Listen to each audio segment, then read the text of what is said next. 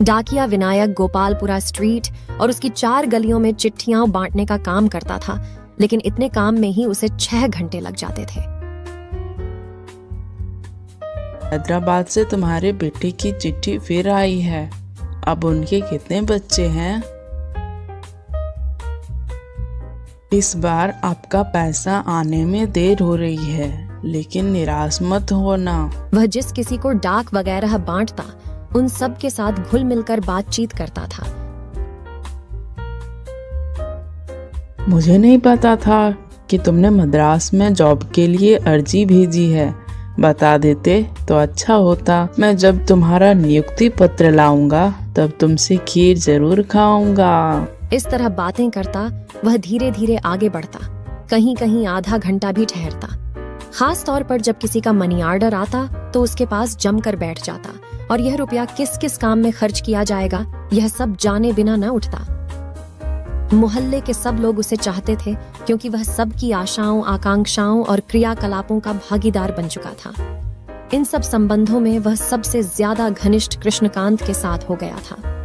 बहुत साल पहले कृष्णकांत से उसका परिचय हुआ था। उसकी पत्नी गांव गई हुई थी और कृष्णकांत के लिए उसका पत्र आया। चिट्ठी में बाद में दूंगा, पहले मिठाई खिलाइए। आप पिता बन गए हैं। सालों की प्रार्थना और पूजा के बाद लड़की हुई है।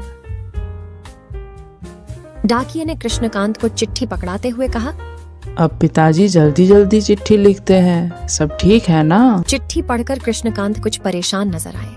डाकिया पूछने लगा, क्या हुआ? खबर तो अच्छी है ना? मेरे ससुर जी सोचते हैं कि बेटी के लिए दूल्हे की तलाश में मैं ध्यान ही नहीं दे रहा हूँ। बुजुर्ग लोग जरा ज्यादा ही चिंता करते हैं। इस पर कृष्णकांत ने बताया, बात यह है कि उन्होंने लड़की की शादी के लिए 10,000 रुपए जमा किए हैं और चाहते हैं कि जल्द से जल्द लड़का ढूंढ लिया जाए।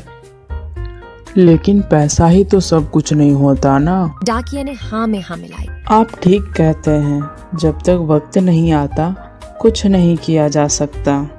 महीनों तक डाकिया चिट्ठियां पहुंचाता रहा और खबर का इंतजार करता रहा। फिर एक दिन डाकिये ने कृष्णकांत को चिट्ठी पकड़ाते हुए कहा, कोई अच्छी खबर है क्या? वही पुरानी खबर है।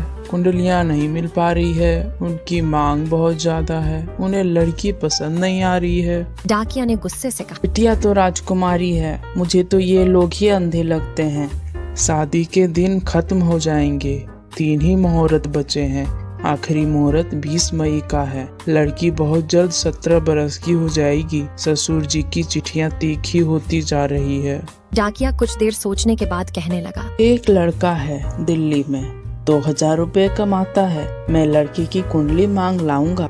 और दूसरे दिन वह कुंडली लेकर आ भी गया। लड़के के माँ बाप भी दिल्ली में ही रहते हैं। आप उन्हें तुरंत चिट्ठी लिख दीजिए। अब वक्त बेकार करना ठीक नहीं होगा। कृष्णकांत के परिवार में आशा की किरण चमक उठी। मुझे अभी 100 चिट्ठियां बांटनी हैं, लेकिन इस पर दिल्ली की मुहर देखकर मैं पहले यहीं चला आया। खोलिए और बताइए क्या लिखा है। उन्हें बिटिया का फोटो पसंद आ गया है, तो बिटिया की शादी होने तक छुट्टी ले लूं? तुम तो यूं कह रहे हो मानो शादी कल ही होनी है। अभी पता नहीं कितनी मुश्किलें आएंगी। फोटो पसंद आना ही तो सब कुछ नहीं होता। परिवार के लोग एक गंभीर समस्या से उलझ रहे थे। बिटिया को दिखाने मद्रास जाना था। अगर हम लड़की को इस तरह दिखाते फिरेंगे तो शहर के लोग हम पर हंसेंगे। कैसे अजीब ख्याल हैं। अगर हम इन पुराने ख्यालों पर डटे रहेंगे तो जिंदगी भर दामाद की सूरत देखने को नहीं मिलेगी। जरूरत पड़े तो हमें लड़की दिल्ली ले जाकर भी दिखा देनी चाहिए। ठीक है, जो तुम्हारी मर्जी हो करो। फिर मुझसे राय लेने की जरूरत ही क्या है। गुस्से की गर्मागर्मी में कोई फैसला होता नजर नहीं आ रहा था। शाम को डाकिया सब काम निपटाकर सोच विचार में शामिल होता है। छोटा मुंह बड़ी बात। मैं आपके सामने तीसरा आदमी हूँ, लेकिन मेरा कहना यही है कि फौरन गाड़ी पकड़कर मद्रास चले जाइए। जो बात साल भर की चिट्ठी पत्री में नहीं बनती, वह आमने सामने बैठकर घंटे भर में तय हो जाती है। उसकी बात मान ली जाती है। फिर कुछ दिन बाद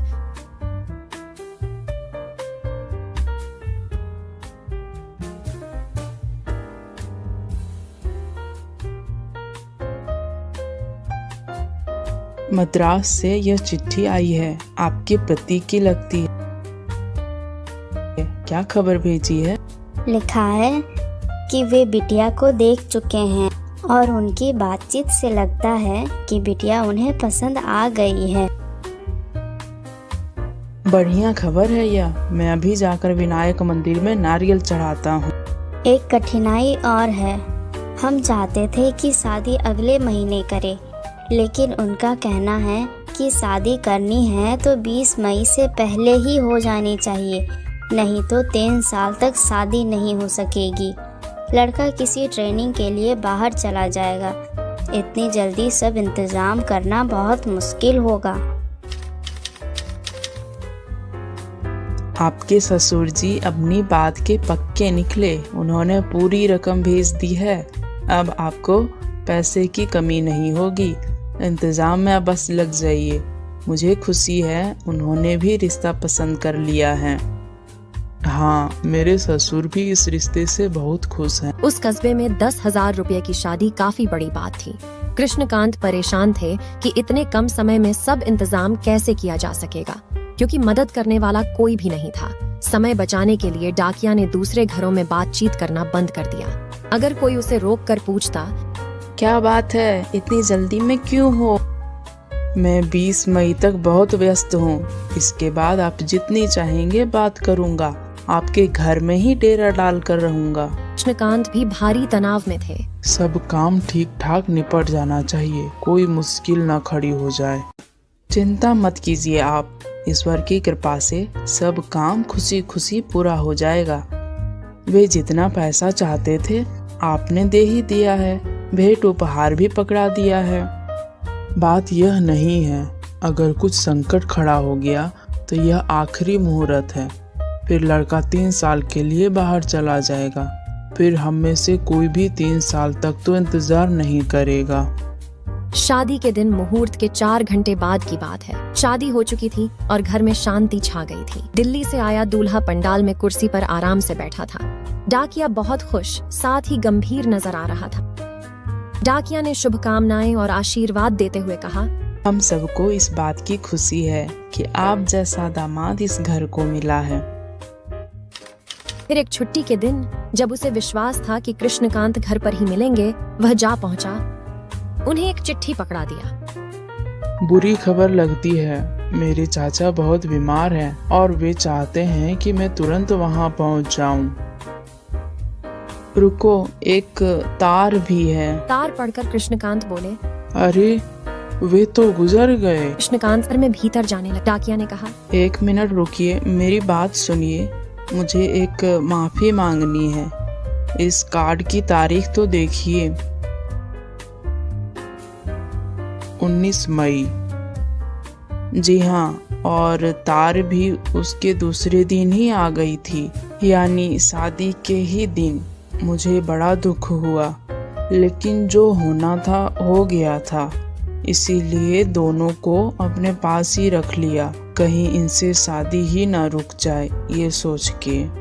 यह खबर तब मिलती तो मैं शादी को जरूर रोक देता। आप चाहें तो मेरी शिकायत कर सकते हैं, मेरी नौकरी चली जाएगी। यह गंभीर अपराध है। यह कहकर वह खत बांटने सड़क की ओर चला। कृष्णकांत कुछ देर उसे देखते रहे, फिर चिल्लाकर बोले, यह मत सोचना कि मैं तुम्हारी शिकायत करूंगा। मुझे इसी बात का अफसोस है कि तुमने ऐसा किया। मैं आपकी भावनाएं समझता हूँ। यह कहता हुआ डाकिया चला गया। दोस्तों, अगर किसी की भलाई के लिए सच को छुपाना पड़े या झूठ का सहारा लिया जाए तो वो झूठ नहीं होता।